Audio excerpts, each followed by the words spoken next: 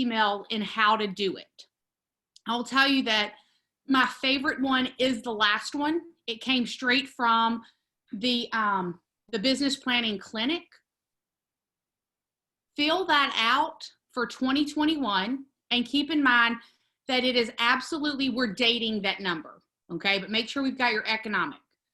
If you already have your economic model, it will actually help you a whole lot with today. And if you don't, it's not the end of the world. Just make a note to finish out your economic model.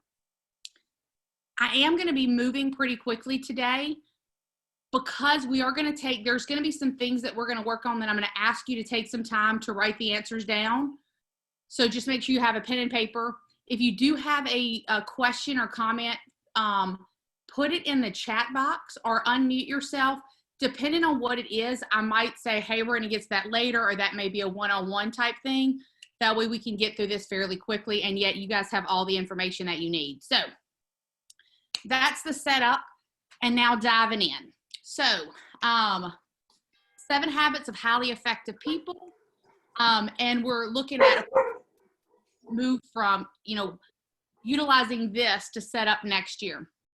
So the 7 habits of time are on timeless and universal principles of personal, interpersonal, managerial, and organizational effectiveness. That is what we are looking at. And so when we look at the 7 habits, number 1, continuous learning. Number 2, service, giving oneself to others, of helping to facilitate other people in their endeavors. Staying positive and optimistic, affirming others. Balance, spontaneity and serendipity, consistent self-renewal, and self-improvement. We went through those further in detail last call, and yet I wanted to make sure that we touched base on them today, just so we're always thinking about what are those 7 habits based on. And then effective people and ineffective people, and we're going to look at this every week between now and the end of the year. Effective people, we're proactive. Proactive people do more than take initiative. They recognize they are responsible for their own choices and have the freedom to choose based on principles and values rather than on moods or conditions. Proactive people are agents of change. Today, we're going to really dive heavily into that first habit, habit 1, be proactive. Ineffective people are reactive. Reactive people don't take responsibility for their own lives. They feel victimized, a product of circumstances, their past, and other people. They do not see themselves as the creative force of their lives.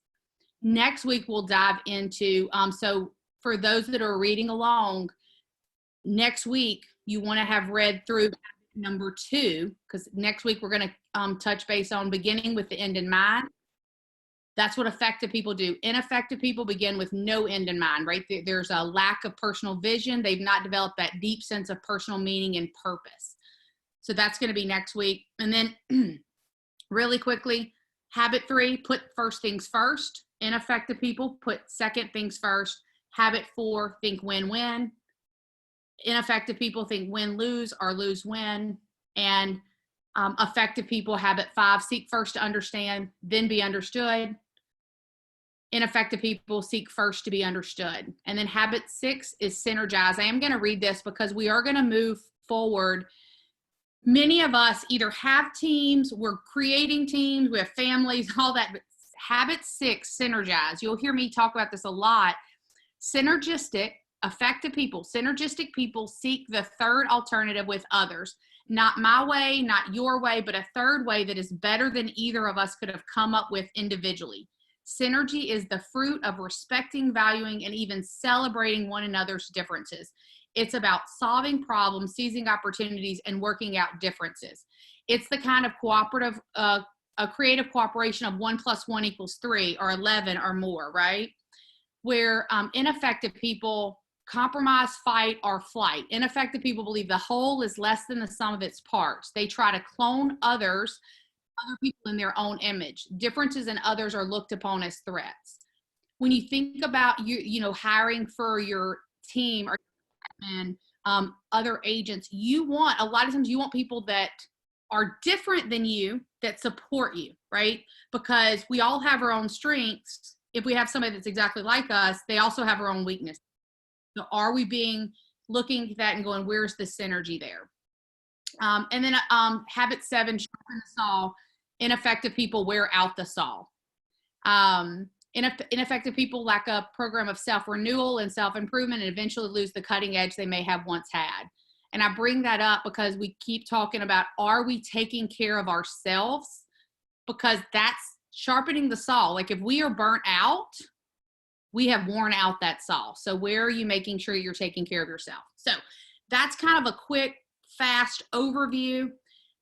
How many of you, I would love for either a show of hands or unmute or put in the chat box, who filled out the 7 Habits profile? This is not something that you needed to send me. This was just for you. We had emailed this out. Anybody fill this out? I don't think I see everybody. So no, okay. Make a note. It's in your email. We'll resend it out today. Fill out the 7 Habits profile.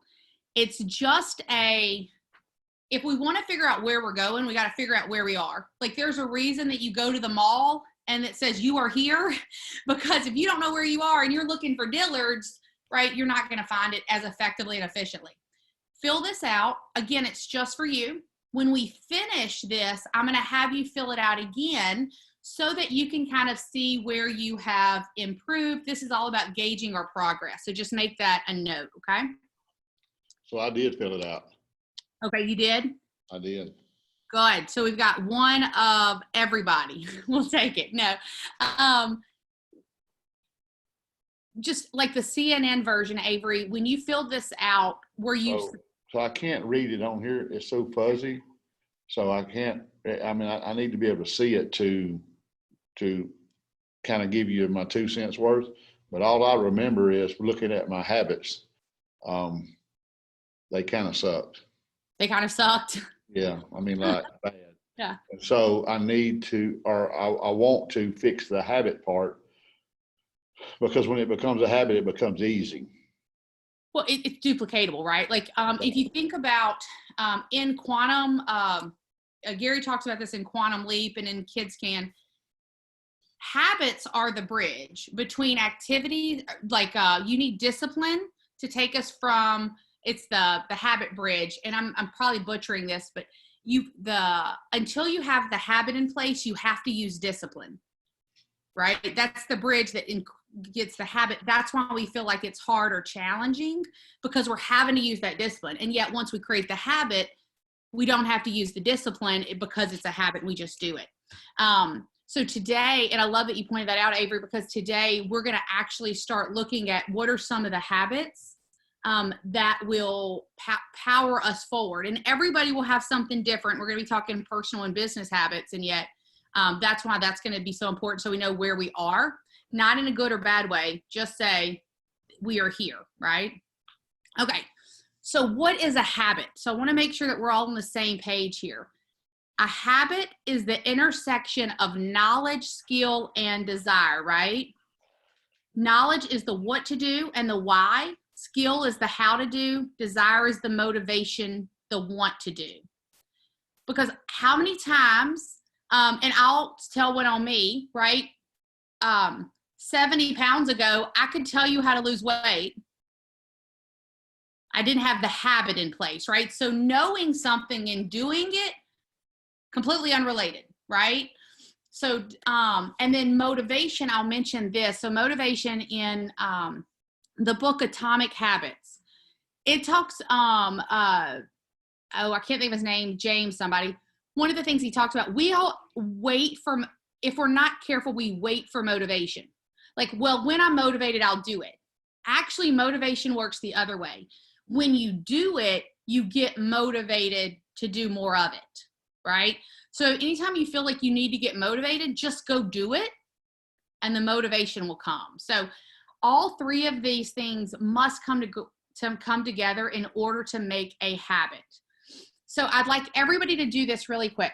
Think of 2 habits, one that's good and one that's bad, and you're going to write it down, that you have personally, one that's good, one that's bad. Just write that down. Maybe one side of the page is my good habit, my bad habit.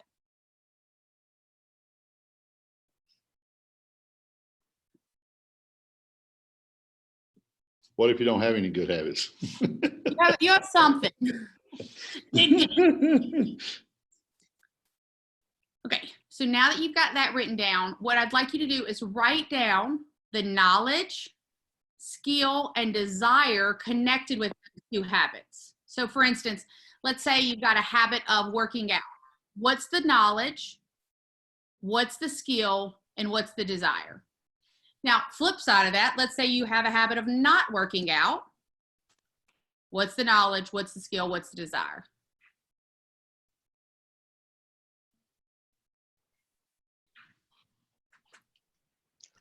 Do they have to be the same habit? Mm-mm. Two different habits. Two different habits. Yeah, a good habit and a bad habit. Okay. Or a good habit and something that's not a habit, right? Not necessarily, it could be a bad habit, like biting your fingernails, right?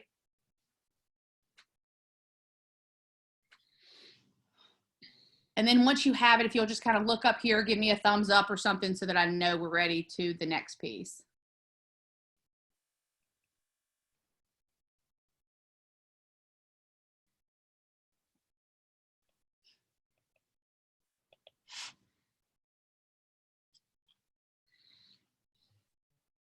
Okay, I think that's most of us. Okay.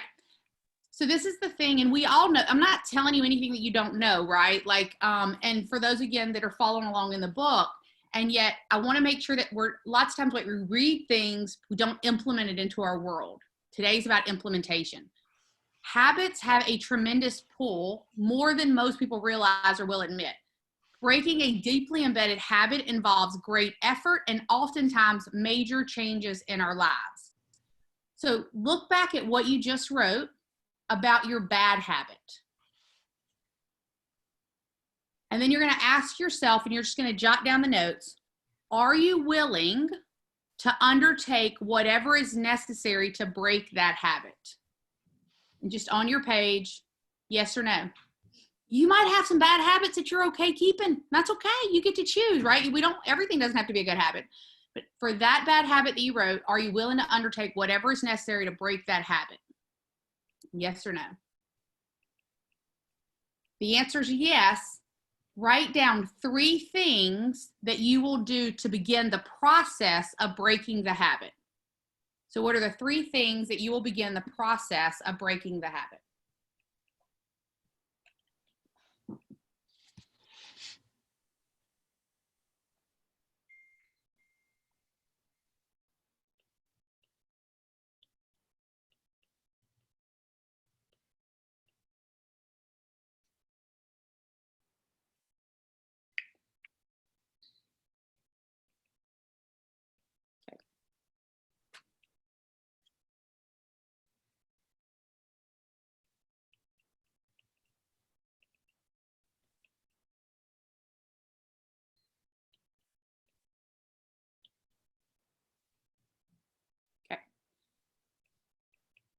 So that's something that you might decide to do a 66-day habit, 66-day tracker on that habit and what you're going to do. Either way, what I'm going to ask is that you keep a record of your progress, right? Like, what are the 3 things that you wrote down that you're going to break the habit, and then keep a record of your progress. Keep in mind that you're going to hit roadblocks. If we weren't going to hit roadblocks, then it would already be a habit and we wouldn't need to do this in the first place, right? So just know that. And yet keep a record of your progress. Okay, because that's going to lead us to what is called the maturity continuum. The 7 habits provide a sequential approach to move us progressively on a maturity continuum from dependence to independence to interdependence. It makes me think of what Keith Cunningham said on at Mega Camp, right? If we have a goal, we don't have that yellow brick road, that pathway, that's where we get stuck, right? So today's about, okay, if this is the goal, what's the pathway to get from dependence and independence to interdependence? So what is this? So dependence, that's the paradigm of you. You take care of me, right? Then you've got independence. That's the paradigm of I. I am self-reliant. I'll just do it myself. I'm faster, right? I'm sure nobody but me has ever said that. Interdependence is the paradigm of we, right? We can do it. We can combine our talents and abilities to create something greater together. Anyone that's worked with an amazing admin or amazing partner in the past gets this at a high degree, right? Or maybe you've worked with a coach or a trainer and you're like, wow, I was able to do this on my own. And with them, I was able to do that. Despite independence being the avowed goal of many people in social movements, interdependence is the far more effective and advanced concept, right? Now, so if we look at where are you now? So where are you at on the maturity continuum? And just go ahead and write down what behaviors and attitudes do you exhibit that put you at this stage of the continuum, right? Because if you think about it, habits 1, 2, and 3 deal with self-mastery. So be proactive. Begin with the end in mind. Put first things first. That's that private victory, and that's where we start with the self-mastery. They help you progress from dependence to independence, or that private victory, right? And then you're thinking win-win, you're synergize, and you're seeking first to undertake, then to, or understand, then to be understood. So go ahead and just jot down where you feel like you are. And it might be in each one of those, right? You may feel like you're more mature with being proactive, or you might realize that you are dependent on someone else.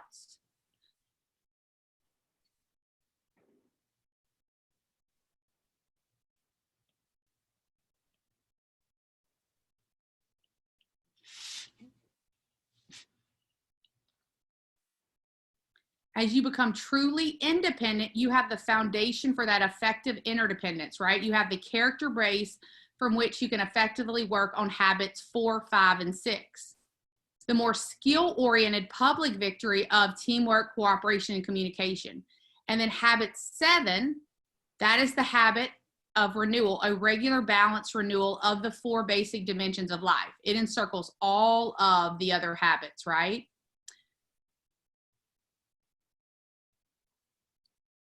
So some questions as you're writing these down. What behaviors and attitudes do you exhibit that put you at whatever stage of the continuum you see yourself on? So what behaviors and attitudes do you exhibit that put you at whatever stage of the continuum you're on?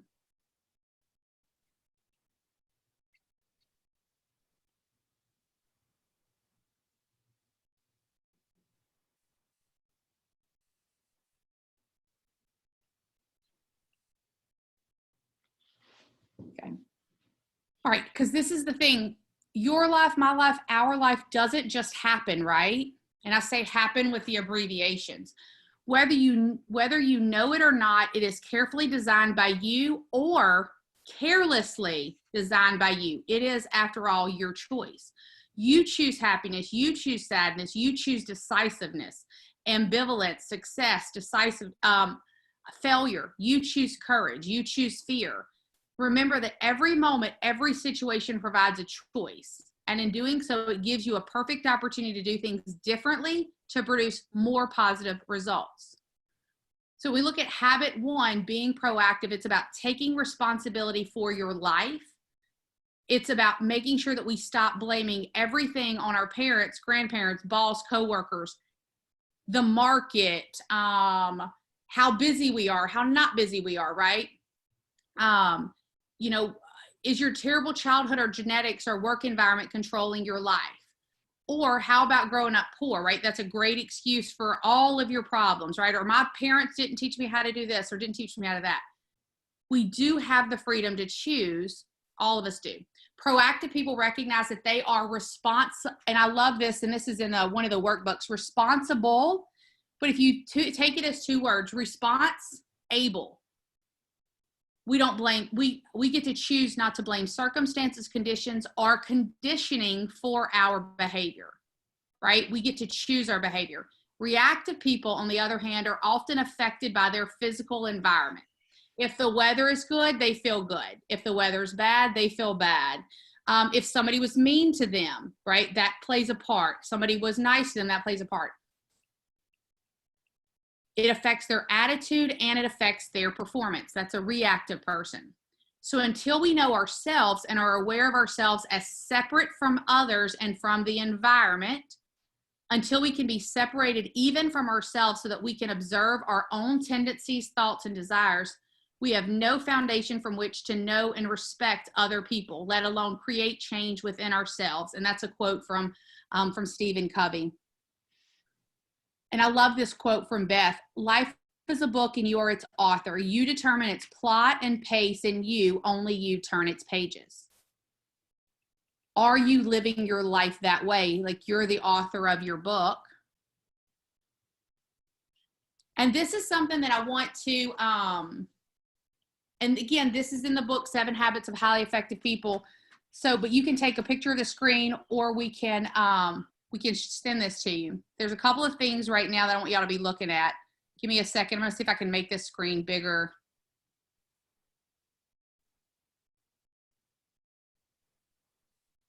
Nope, that did not work.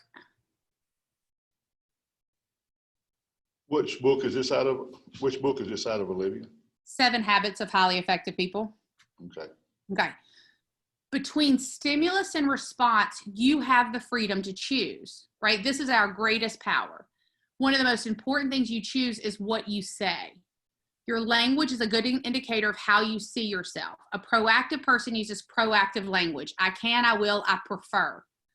A reactive person uses reactive language. I can't, I must, if only, they made me. Reactive people believe they are not responsible for what they say, that they have no choice. So think of 2 or 3 situations in your and so wait, before we get into that, I want you to look at this. So we have a stimulus and a response. Between those, we have freedom to choose because we are self-aware, right? In the book, it talks about, right, you think about a dog, you can train them to do tricks, but they can't be responsible for training themselves and taking that on. We're uniquely human in that. So we have self-awareness, imagination, conscious, and independent will. In just a second, we're going to look at, and you're going to have a formula for how to, when you have a stimulus before your response, there's an actual plan we can follow to see if we are choosing, we're exercising our freedom to choose, or if we're just responding the way that we've always responded. And it's right out, what is it, Albert Einstein's, if you keep doing the same thing and expecting different results, the definition of insanity. So I want everybody to do this. Write down, I want you to think of 2 or 3 situations in your personal life. It can be the past week, past 2 weeks, when you responded in a reactive way. So write down 1 or 2, in the last week or so, think of 1 or 2 times where you responded in a reactive way. And then describe what you said. And I'm going to give you just 2 minutes to write it down. How did you respond in a reactive way? Describe what you said and go ahead and write that down.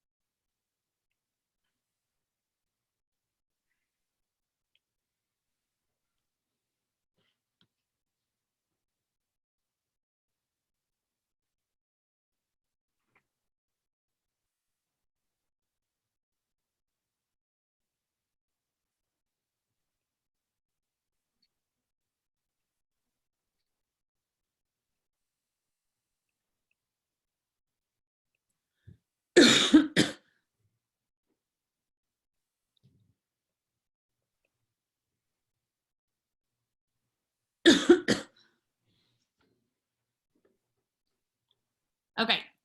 Now, what I'd like you to do is in that same situation, write down what are some of the think of some of the proactive responses you might have used in that same situation and write them down. So you had your reactive, this is how it happened. What are some proactive responses that you might have used?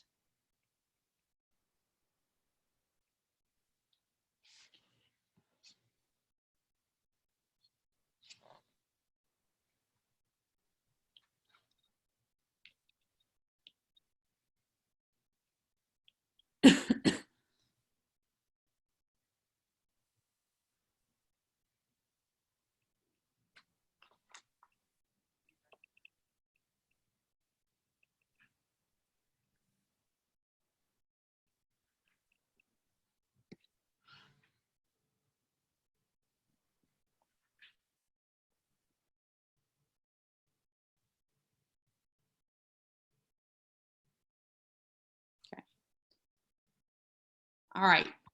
So you've got your reactive and then you got your proactive. So during this next week, and for you guys that have been to Bold, Classic, or the new, right, we're used to paying attention to our language, right? We focus on, did I say but or try, or we also want to continue to focus on, are we using proactive language or reactive language, right? So this week, just really pay attention. If you find yourself saying, I didn't do it because I was busy, that's reactive, right? I chose not to do it because I chose to do something else. That's proactive. It might not feel good because we're taking the responsibility on, and yet when we're making a choice, we can then choose something different if we decide to. So now I want you to write down, is there an area in your life that you are unhappy about or frustrated by? Could be family, relationship, your job, business. Is there an area in your life that you're unhappy about or frustrated by? Write that down. So you're going to write down the area of life.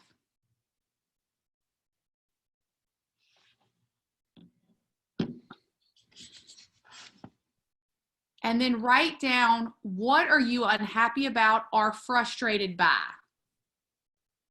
So like if the area of life was, exercise or something, how do you feel, or what are you unhappy about or frustrated about in that area, right? For example, do you feel powerless, hopeless, used?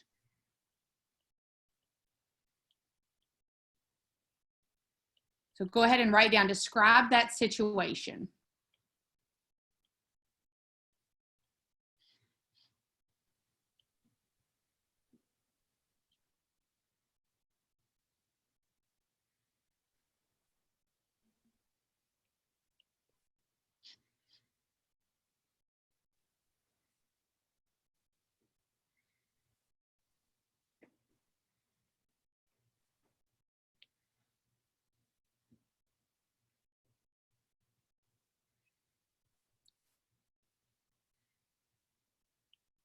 Okay.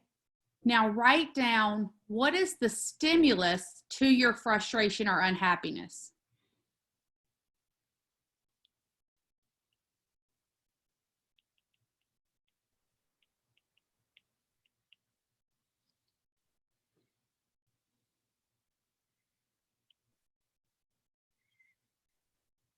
So what's that thing that sets it off? What's the stimulus to your frustration or unhappiness?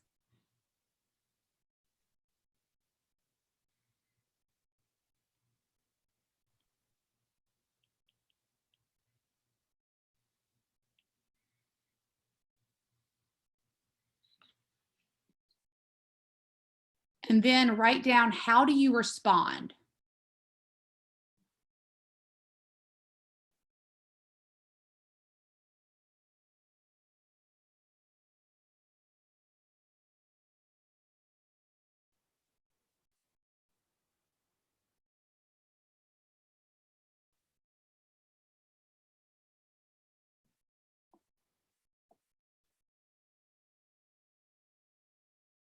So an example of this, right? Stimulus, and this is right, small and yet can be big. Stimulus, I walk in and there is a dirty towel laying on the floor that, right, like right by the dirty clothes basket.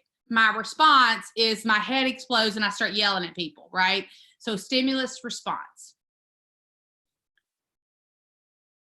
So now this is where we get that, we're going to put something in the middle, that freedom to choose. What other choices might exist between the stimulus and the response that you wrote down? What other choices might exist between the stimulus and the response?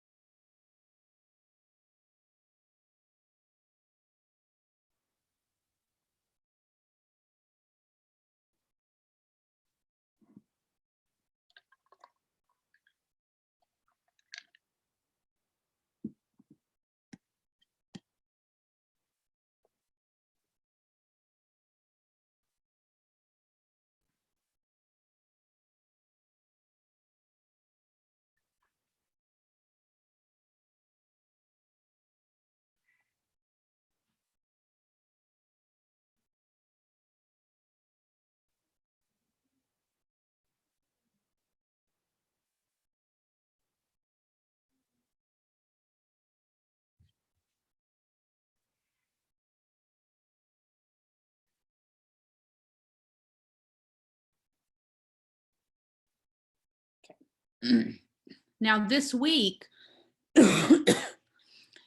as this situation arises, you're going to remember your ability to choose your response. And instead of choosing that one that you would normally respond, you're going to choose your response from one of the responses that you came up with when we did that exercise, right? Because we're self-aware, we have imagination, we have a conscience, and we have independent will.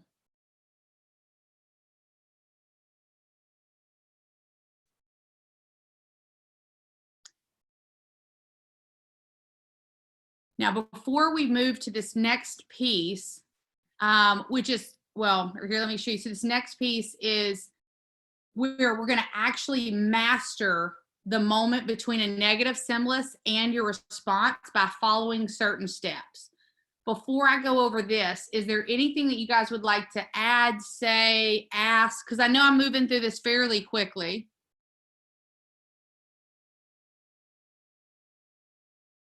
We're good, or we're all shy? Good. Good. All right. So again, thinking about that situation that you just wrote down, right? That's because it's a recent situation. We've already worked through it. You're going to take it through these master steps. Could the outcome have been different if you had used this technique that I'm going to teach you, right? Or that the 7 habits of highly effective people suggest, right? So now I'm going to ask some questions. This master checklist that I have up here, we're going to actually upload it to that open source file, so you'll have access to this. But this is where we make a conscious effort to use our pause button in the moment of choice and work toward proactive responses. So you're going to assess your progress, and then you're going to assess your progress at the end of this week. And so between the negative stimulus and your response, number one, you're going to ask yourself, how important is this situation to me on a scale of 1 to 5? Because you might decide, I really want to get angry. This isn't important. I'm going to choose to just not address it and walk away. Number 2, you're going to assess your initial reaction. Am I frustrated, angry, fear? Why am I getting, what did the stimulus do, right? Or how am I reacting to the stimulus? Then you're going to see the stimulus response model in your mind, right? This is how I can respond, and yet you're going to go back to here and remind yourself that I have a freedom to choose. Then you're going to think about a proactive response, and then you're going to engage or exit. So you're going to use the response you've chosen or exit the situation. That's how we're going to master the moment between the negative stimulus and your response. And then you're going to review your performance to see how proactive you are. Now, again, so these are some of the questions you're going to ask yourself at the end of next week. Matter of fact, I'll open up next week's call with this, so be ready. Or is this call right here going to be where we can go back and listen to it? Yeah, we'll email it back out either this evening or first thing tomorrow once we've got it situated. Thanks. Awesome. Yeah. So number one, what were the outcomes to my conscious proactive responses? That's the question that we're going to start with next week. You can write it down, or like you said, or these questions are going to be in that open source. What were the outcomes to my conscious proactive responses? For the outcomes. Number two, what would have been the outcomes had I chosen reactive responses? What would have been the outcome had I chosen reactive responses? And number three, in what ways have my proactive responses improved my life?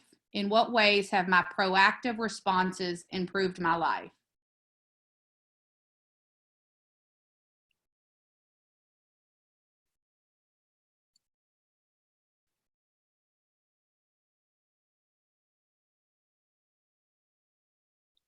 Do I need to repeat those, or do you guys have them?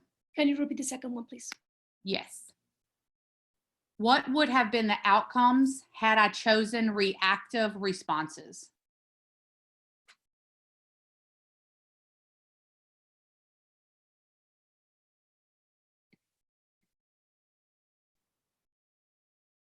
Okay. Any others? Okay, we're good. Okay. Number one. Number one. What were the outcomes to my conscious proactive responses? Okay. Okay. And then the last thing I will say, remember, progress, not perfection. Mastering proactive responses will take time and practice, probably for now until the rest of our, like the end of our days, right? And you may not always succeed, and just remembering that you have a choice will make a great difference. We have a choice, okay? Now, one of the things that we want to look at is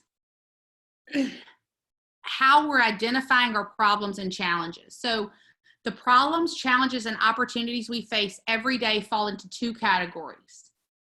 And that is the circle of concern or circle of influence. To me, this is a huge, when we look at what's going on in the world today, if you ever, if you go on Facebook for longer than 2 minutes, you get sucked into something. Well, we all have a wide range of concerns, right? Our health, our kids, problems at work, the national debt, terrorism, COVID, the weather, government conspiracies, right? Like this wide range. As we look at the list, it becomes apparent that there are some things over which we have no real control, and others that we can do something about. Proactive people focus their efforts on their circle of influence. They work on the things they can do something about. I can do something about my health. I can do something about the relationship with my kids, right? For those with kids. I can do something with something about problems at work. Reactive people, though, they focus their efforts in the circle of concern, those things over which they have little or no control. The national debt, terrorism, the weather, right? Gaining an awareness of in which area we expand our energies is a giant step in developing proactivity. Okay? So during this week, again, this is going to be something that we're going to send out to you. Write down the various challenges and problems you face. And then you're going to identify what area does each fall within and what is your immediate response. And we're going to do an example really quickly. So what is everybody write down, what is a problem or a challenge that you're dealing with right now?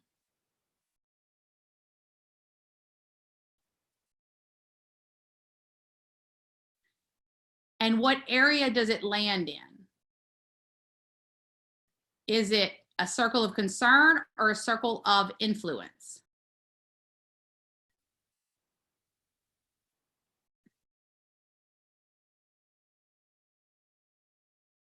And then what is your response? And this is just in the natural, right? Like without thinking about it. So for instance, I'm going to use this one because it's kind of on the nose. It's stuff that we're all dealing with, right? Challenge or problem. Depending on where you land on this, right? Wear a mask. Well, is that a circle of concern? Something I can actually do something about? Or, I mean, is that a circle of concern? I don't have any real control over that. Or is it a circle of influence? I can actually do something about it. I don't know if anybody, for you guys that have been, there was a program I went through called Landmark. And one of the things they talked about was if you're not willing to do something about it, don't complain about it. So if you find yourself every day driving along and maybe there's somewhere that there should be a stoplight instead of a maybe a stop sign, or there should be a stop sign, and you just fuss and get pissy about it every single day. You have to do one of two things as a proactive person. You have to say, you know what? I'm going to let it go. Or, you know what? I'm going to petition the chamber. I'm going to actually get involved and get a red light there, a stop sign there, or whatever that is, right? So that's one of the ways that you can look at it of, is it a, circle of concern, or is it a circle of influence? Am I just bitching to bitch, or am I going to actually do something? And then, right? I probably owe some money to KW Cares right there, right? So you're going to keep in mind this model and making your circle of influence. Now, one of the interesting things, we can make our circle of influence grow when we choose one challenge, right, from each of the areas. What's a circle of a concern challenge that I've got? What's a circle of influence? What can I do about it? So write down a circle of concern and a circle of influence challenge that you have that you're going to work on during this next week.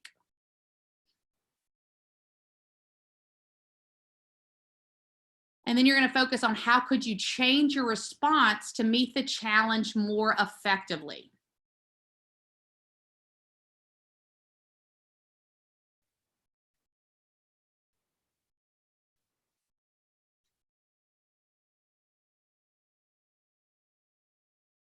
And this is all about that taking initiative, right? I didn't, this came from, again, one of the workbooks around the 7 Habits of Highly Effective People. I can't say the guy's name, so I left it out. One of Aristotle's contemporaries desperately wanted to be a public speaker. He was inarticulate, he stammered in pronunciation, so it really made his dream seem unlikely. Through conscious endeavors, though, he overcame his limitations. He learned to speak distinctly. He actually put pebbles in his mouth and talked, and he trained his voice by seeking and reciting speeches while breathlessly running up and down stairs. So I want you to write this down, or the answer to this. Is there something you've always wanted to do and felt you didn't have the talent, time, or ability? If so, write it down. What's that thing you've always wanted to do and felt you didn't have the time, talent, or ability?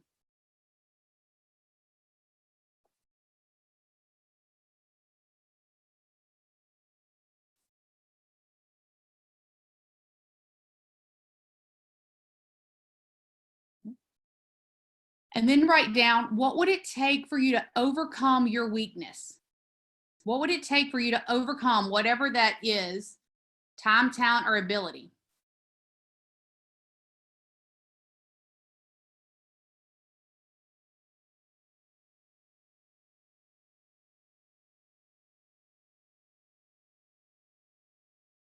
And then write down, what's one thing you could do this week to begin that piece?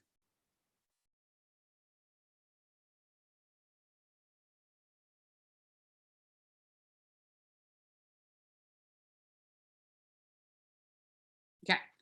Now, this is where we're going to wrap up that piece of it, and then we're going to jump into the lead generation model. any ahas, thoughts, questions when we look at the circle of concern, circle of influence? Insights, ahas? I'm having a hard time, since you defined it, the circle of concern. I usually try to find a solution for anything that is weighing heavily on me. I'm sorry, that's my bird. So to find something in my circle of concern that I would just say, either I have to stop complaining or do something about it, I usually wind up doing something about it. So I guess it doesn't really stay in that circle. Yeah. Okay. Yeah. But So that's okay. yeah, absolutely. Because it's a decision, right?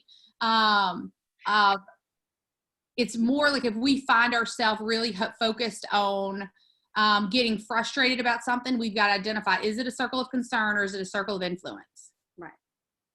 And if it's a circle of, if you want to bring it into your circle of influence, you can by doing something about it. Right. If you just find yourself, talking about it to people over and over and over, that's not really doing something about it, right? So that's, how you can get proactive in there. Okay? Okay. Perfect. So that when you say circle of concern is when you really talk, but you don't do. Yeah. And the circle of concern is something that I really can't do anything about. So for instance, I can't personally do anything about global warming now, and I can just complain about everybody and everything, or I could say, wait a minute, while I may not change everything, I can choose to focus on this one thing. I can recycle. I'm making that, whatever it is, and then let the other stuff go, or say, I'm gonna write a book about it, or but otherwise realize that you're just using a lot of time and effort and energy because you're not actively you're not enlarging that circle of influence. Does that help? Does that make sense? Okay.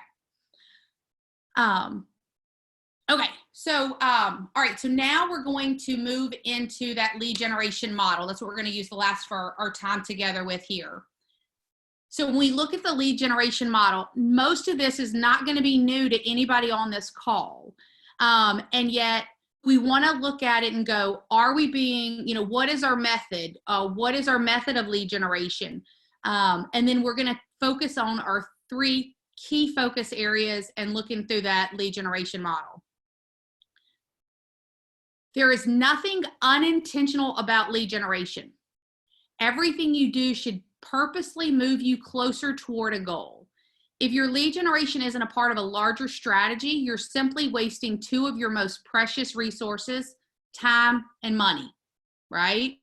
So when it comes down to it, lead generation is taking a message and using a method to drive that message to the desired audience.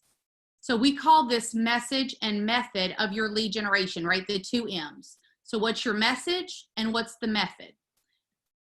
It's deceptively simple, and yet they form the basis of all your lead generation efforts. So for your lead generation to be effective, your message needs to do the 2 things. It needs to match your market, and it needs to make an offer for immediate response. So how do you match your market, or what's your market? What's the just throw a elevator speech, how you do that? Right. So matching your market simply means tailoring your message to the sentiments and the market conditions of a target group in an area which you operate, and making that offer for immediate. So like, let's say you're going after for sale owners. You're going to give them a different message than you would give a web lead. Okay. I got you now. Yeah. And then making an immediate offer or immediate response means enticing the recipient to reach out to you. So your offer now, it can be direct or indirect. So direct, call me now to set an appointment. Indirect, find out more information on my website. Different audiences and markets call for different types of offers, but what each offer should have in common is that they entice the recipient to, in your message, to act. A lot of times, one of the things that we do incorrectly is we try to make a message for everybody. Wait a minute, if you're targeting first-time home buyers, target first-time home buyers, that message is not going to be the same message for people that are reselling, right? And then make sure just every one of your message Does it have a call to action? Make no mistake about it. You're not lead generating without a call to action. You might be branding, but you're not lead generating. Okay, so it's got to have a call to action. And then there are two primary methods of getting your message out to the target groups. You've got prospecting and marketing. Prospecting simply means you're going out and finding leads. Marketing means leads are finding you. Both work well. However, many businesses use a combination. Now, the recommendation is that your lead generation model is prospecting based, marketing enhanced. And yet a lot of times what I find is that people are either prospecting based and that's it, or marketing. We want prospecting based and marketing enhanced. So you want both. So let's get deeper into what that means. So your 3 key focus areas for lead generation: be prospecting based, set up a database and feed it, and systematically communicate with your database. Again, y'all all are tired of hearing that, and yet it's such that number 1. There are 2 primary methods of getting your message out. We talked about that: prospecting and marketing. Prospecting, proactive and direct.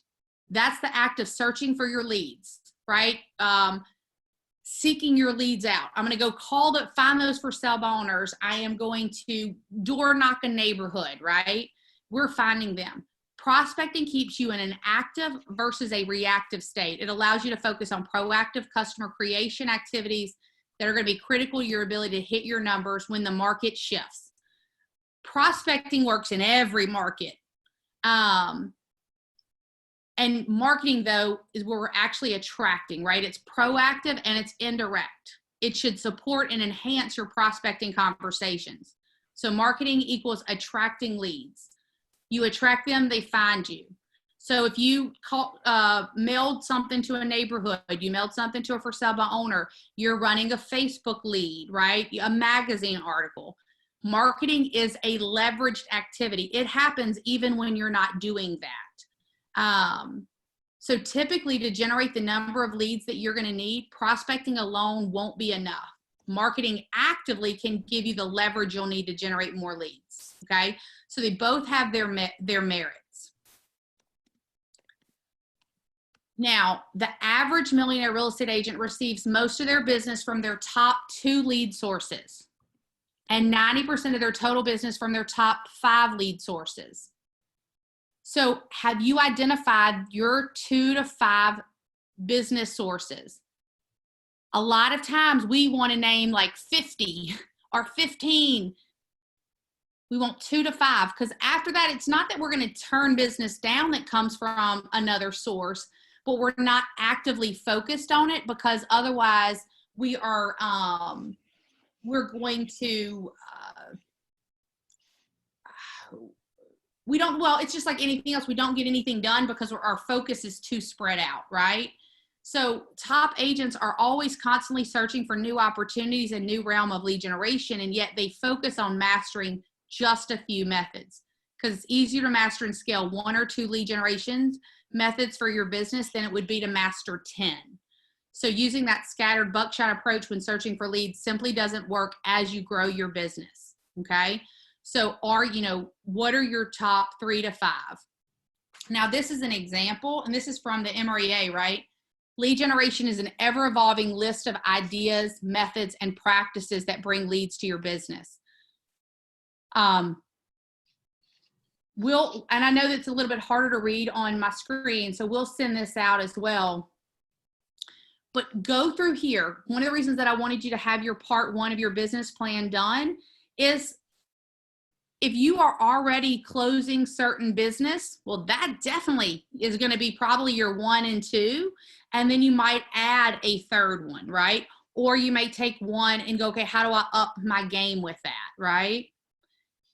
So we're going to set up and then at the heart of your lead generation is a large, powerful contact management database, right? Whether you use Command or something else. Do you have a database? Are you feeding it every single day? Do you have or do you have campaigns set up so that they're followed up? So your database is going to be into 2 different, you got leads. Sometimes we used to call those the not mets, but a lead, somebody comes in from a website. The definition that we're using is leads are people who have the right, you have the right at least to have a one-way conversation with, right? They raise their hand some way. So let's take, I'm going to use for sale by owners because they're an easy one to touch base. You go to Zillow and you pull a for sale by owner off. You don't have their permission yet to do a one-way conversation. They're a prospect. If you contact them and they go, sure, you can contact me back, you're going to they're going to fall into that lead or the contacts. A web lead hits your inputs their information. They've at least given you the right to have a one-way conversation. Then you're going to put them on a 19 to connect. So you're going to touch them 19 times or until they respond. Then you move them into a contact because now you've established two-way communication with. These touches are interactive and value-based. And that becomes that 36 touch, okay? Now, really quickly, the lead generation number game, we won't cover this very much except for as an example. If you were looking to close 350 deals, because this is what we used for the millionaire, like as a millionaire real estate agent, your conversion rate, if you had 100%, if you had 5,833 in your database, you would need 100% conversion rate to have the 350 deals.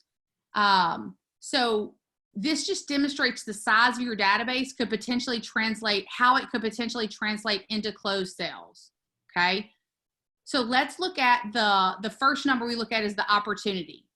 Now to do this and write this number down, we're gonna make an assumption, and this is studies that KWRI has done, we're gonna make an assumption that 6% of your database will buy or sell a home in any given year, 6%.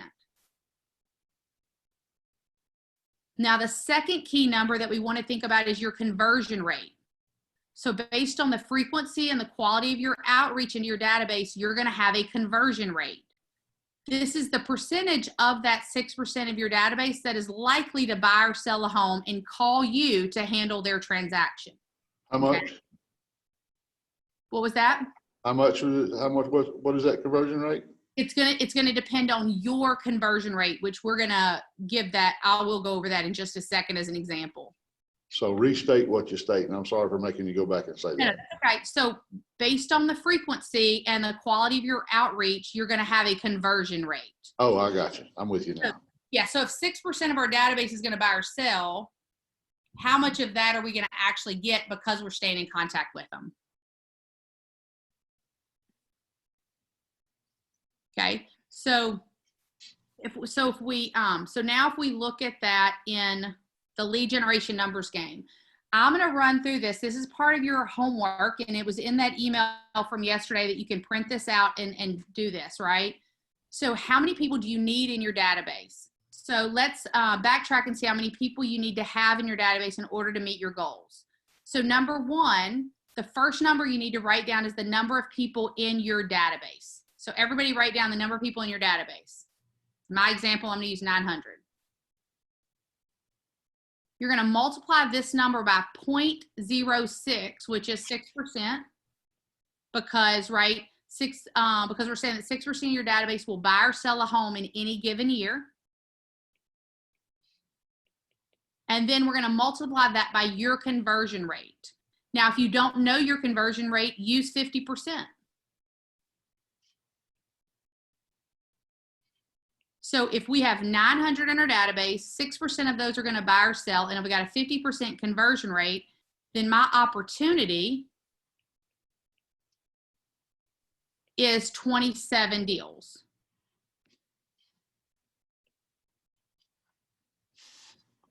Hey, Olivia. Yeah. Is it safe to say that, how would you figure your conversion rate from the number of people you have in your database, just based on the number of referral, or based on the number of people that you have in your database that are doing business with you now? Yes. So you can go back. That's the best way. Yeah. So the best way to do it is go back and look at your database right now. So again, let's say I have 900 people in my database, and we figure the 6%, and then we go, well, how many of those did business with me this year? Okay. Right. And then whatever that percentage, then that becomes your conversion rate. Okay, so, all right. Perfect. Does that make sense? So 900 times 6%, let's say that gives, well, easy math, 100 times 6%, that means I'd have 6 people that closed with me, or that should have. And then I look at it and I go, well, only 3 did. Well, then I'm okay. Then I'm at 50%, right? And then and then that's the number you would use for your conversion rate. Or you've been working your database really well and you're like, wow, that's 70. I'm at 70. I had 7 out of the 10 do business. Okay, now I'm at 70%. That's my opportunities. So the question that you want to ask yourself is, do you have enough opportunity with your current database? Can you hit your goal? Because you might discover that you can actually hit your goals with your current database. Now, we're going to do the second calculation to determine the number of contacts you need in your database to hit your goal. So begin by writing down our total units sold goal. So in my example, I'm going to use 50. You want to use your 2021 goal. And then we say we're going to divide that by 6%. And so if I'm at a 50% conversion rate, I need 1,666 contacts to hit my goal. And remember, we're talking contacts. We have permission to have a 2-way communication with them. Okay? Or we've established some type of 2-way communication. So that's how typically, so again, if I wanted to do 50 units, I would need 1,666 contacts to hit my goal. So if you don't have that number, right, okay, I need to go to work adding more people to my database.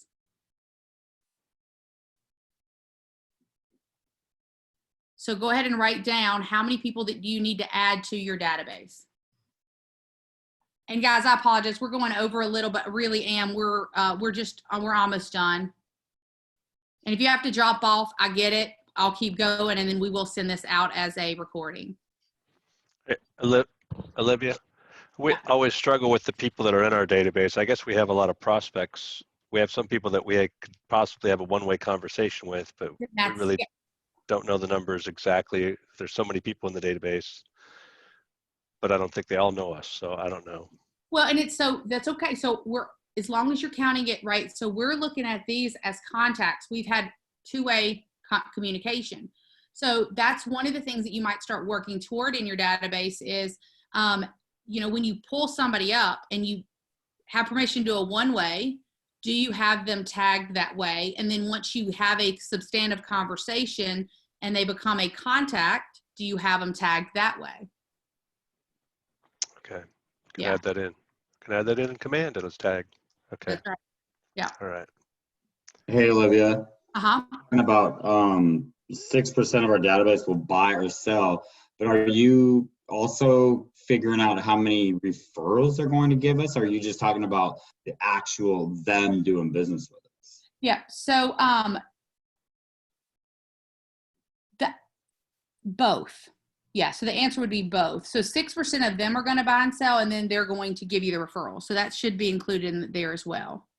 Now, keep in mind that, like Hobie, you do lots of your business from your database. So you might have I know you're going to have I'm pretty sure you have a higher conversion rate than the 50%. I would think if the business is coming from your database, even if it's a referral, that would be included in that 6%. Okay, I was just making sure that you were counting that, because I probably do half my business is repeat business. They're actually doing business with me. And then the other half is referrals from those same people. Yeah. Okay.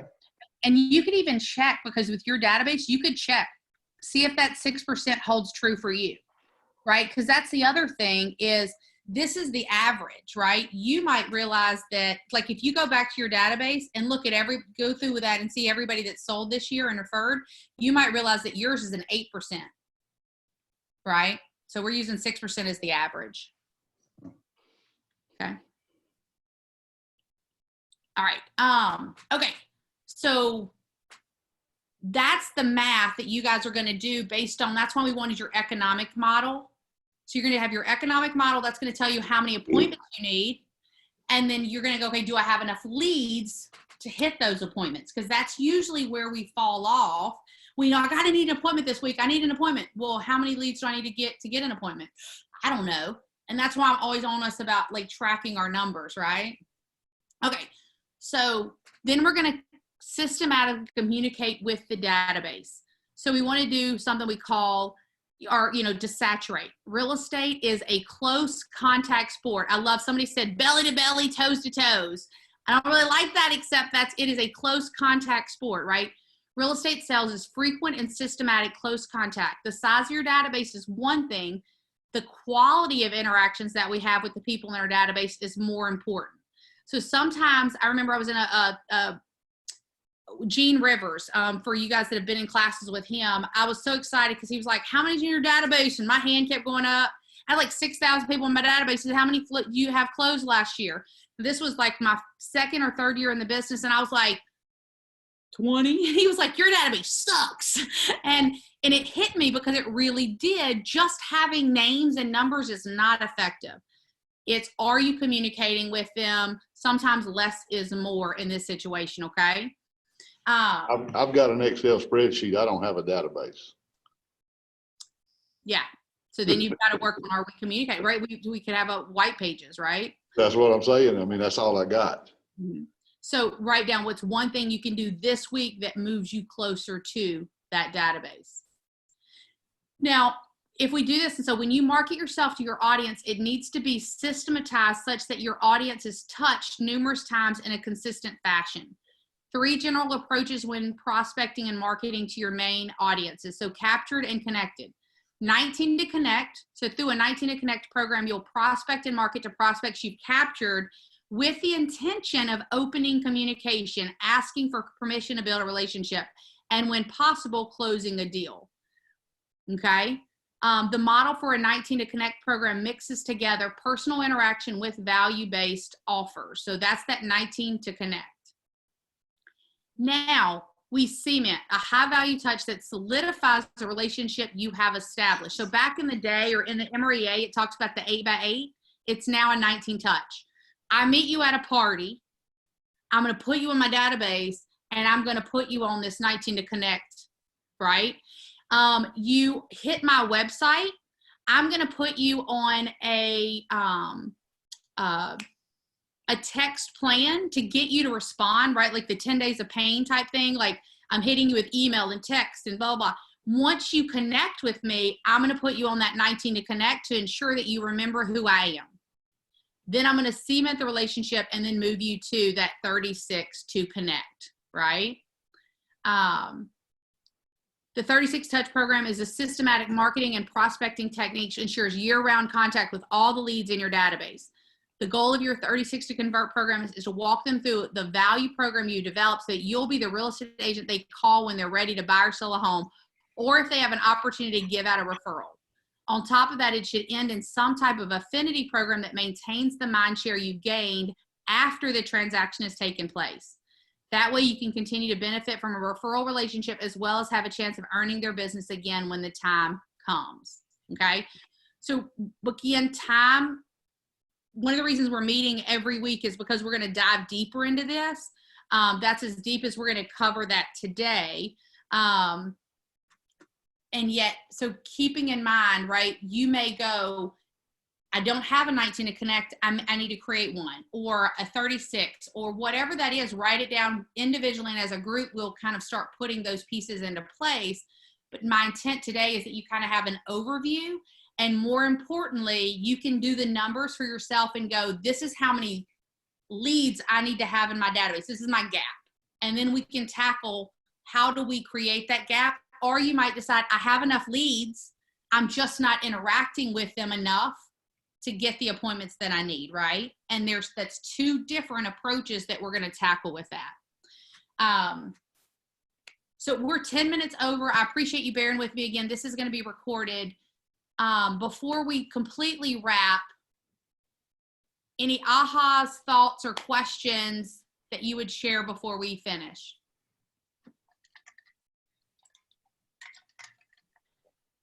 I need to go through the database. and clean it up. Make sure we've got people that we can actually, that are not just leads, and then just tag them properly. Yeah, being very intentional with that database. John's the only one. Okay, John, we got one aha around. Okay, so let me do this. And I know Zoom's always an interesting thing too, right? Your action steps. Part 1 of your business plan, if you haven't done it, complete that. Just part 1. That's for this year. Your economic plan, we're going to resend that out so you can fill that out, and then your lead generation plan. Because individually, what we're working on weekly is how to finish this year strong, and we want to make sure that we've got next year set up really big. And then read habit 2 this week in the and then continue to work on your language. So are you being proactive or reactive? Are you in the circle of concern or the circle of influence? Okay. All right. On that note, we are done. We are complete. We'll be sending this out. If y'all have any questions or anything, call me, text me, email, and have an amazing rest of your Thursday. Thank You you. too. Thank you. Thanks.